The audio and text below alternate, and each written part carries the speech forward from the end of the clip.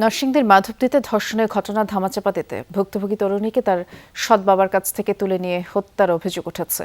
সকালে মাধবদী থানার কোতালিচর দড়িকান্দি এলাকার একটি সরিষা ক্ষেত থেকে গলায় ওড়না পেঁচানো মরদেহ উদ্ধার করে পুলিশ। স্বজনরা জানায়, কাজের সুবাদে মাধবদীর বিলপাড় এলাকায় ভাড়া থাকত পরিবারটি। 15 দিন আগে স্থানীয় বখাটে নুরার নেতৃত্বে 5-6 জনের একটি দল ভুক্তভোগী তরুণীকে তুলে নিয়ে ধর্ষণ করে। তখন স্থানীয়ভাবে বিষয়টি মীমাংসা করেন মহিষাসুরা ইউনিয়নের 9 নম্বর ওয়ার্ড মেম্বার আহমদ। গতকাল সৎ বাবার সাথে খালার বাড়িতে যাচ্ছিল ওই তরুণী। এ সময় নুরার নেতৃত্বে 5 যুবক তাকে ছিনিয়ে নিয়ে যায়। অনেক খোঁজাখুঁজির পরও সন্ধান পাওয়া যাচ্ছিল না। আজ সকালে মরদেহ উদ্ধার করে পুলিশ। এই ঘটনায় জড়িত একজনকে গ্রেফতার করেছে পুলিশ, আর বাকিদের ধরতে অভিযান অব্যাহত রয়েছে।